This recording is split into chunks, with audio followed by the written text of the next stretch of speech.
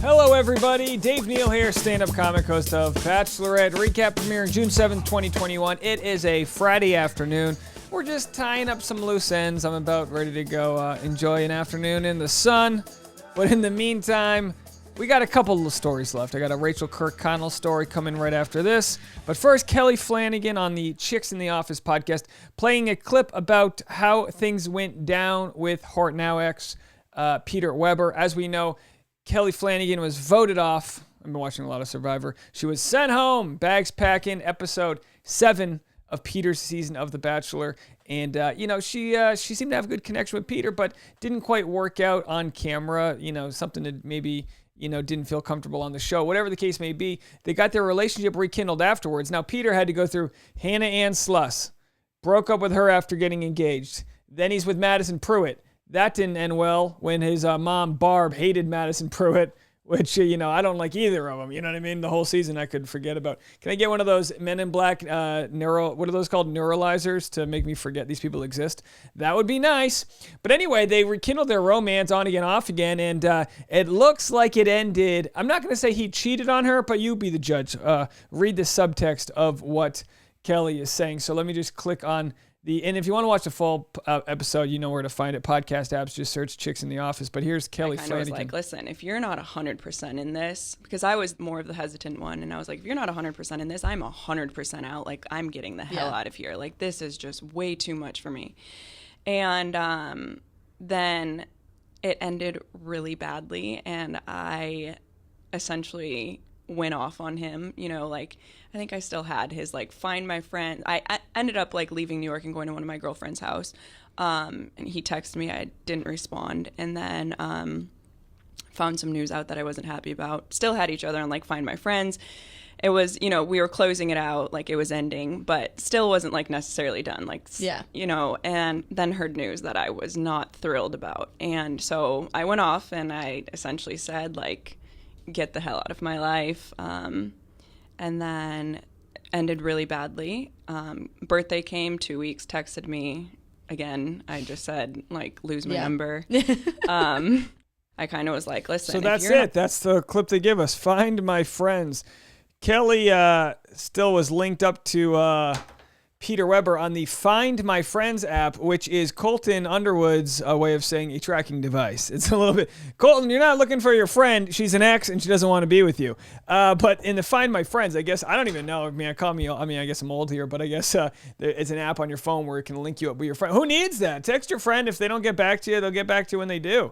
Kind of strange there. Kind of strange when you're tethered to your ex and it's like, all right, how did you know what they did? Well, I went on their Venmo account. I saw that they were paying somebody and I put 2 and 2 together. It's like social media is ruining, people trying to have trust for each other. But this is interesting because she said she was the hesitant one. Kelley Flanagan says she was like, oh, I don't know. I mean, the truth is she was also the hesitant one when it came to the actual season of The Bachelor. And that's why he voted her off. She was like, well, I could or I couldn't. I don't really know. And I'm not saying there's anything wrong with that personality type, but it appears that she was maybe the counter-dependent one, and then Peter kind of maybe wasn't that into her. I mean, that's the truth, is he wasn't that into her enough to keep the relationship going. And to take Peter's side in a story I don't know anything about, and I don't like Peter either, so this is just me going on a limb here. Going out on the wing for you, Peter. Oh, could you imagine if he was your pilot? You'd try to put a couple extra seatbelts on. You're like, let's just hold both armrests, pray to God, and hope this thing lands safely. Because if he can't find love, how can he find the runway? I don't know. But anyhow, we're digressing. It's a Friday. Not drinking the White Claws yet, but it's coming soon. Look, Peter, if she's looking for problems with him, she's a lawyer, right? So if she's looking at the relationship like, what are you doing wrong? Who are you talking to? What else is going on? She might find that damning evidence. So when she said she got news I wasn't happy about, there's different types of news you're not happy about. Maybe you got a cavity. That's news I'm not happy about. Maybe you saw that your boyfriend or girlfriend's back sending dick pics with an ex. That's certainly news I'm not happy about. There's a different level, so we don't know for sure what the news was she's not happy about. Of course, Kelsey Weir right there is giving the, you gotta love the old, that's the big old, yay girl, yay queen. Too bad Kelley couldn't do the, champagne in the face. That looks like something else. You guys know what I'm talking about. All right, but she's going to have her audience, and Peter's going to have his. And, it's one of those things. The person who talks about the relationship more is usually the one who lost. And that's just how it works. But Peter does say, let's go over to this article here. Peter does say that he's, this is what I love when people post this after they've stepped in doo-doo. The Bachelor's Peter Weber says he's taking a breather from dating. I'm focusing on myself. That's his way of saying she was a lot to handle. Okay? Yeah. How'd your relationship go? Let's just say I'm never dating again. Don't you love that after a relationship? You love it I love when a woman gets scorned. She's like, that's it. I'm done with men. And then a cute guy walks by and delivers a package for UPS. And she's like, what's your number? What's your deal? I'll start buying packages all day long if you're going to be the one delivering them.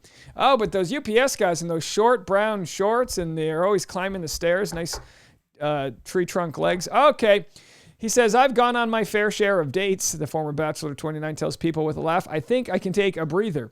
Instead, the commercial pilot, who has partnered with Campo Viejo Wine for Mother's Day, says he's focused on himself. Everything's a NASCAR event with 50 advertisements plastered in. It's like, do you have to promote Campo Viejo, or can we just get the tea on its own?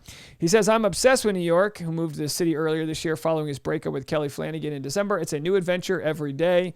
Replace adventure for young adult lady that will deal with his boyish charm and realize afterwards that he's got commitment issues. They missed that part of the quote. He says it's an ideal opportunity for a reset. My relationship with Kelley was probably one of the most amazing I've ever had. And the breakup was really tough for both of us. Breakups suck for everyone involved. They just always hurt. But having the opportunity to have this fresh start, I am in such a new place in my life. I'm so happy right now. Of course, Kelley, I made this video last week, posted on maybe Bachelor Dishes the Dirt, I believe his Instagram account. I'm pulling this from my head, so if I'm wrong, forgive me.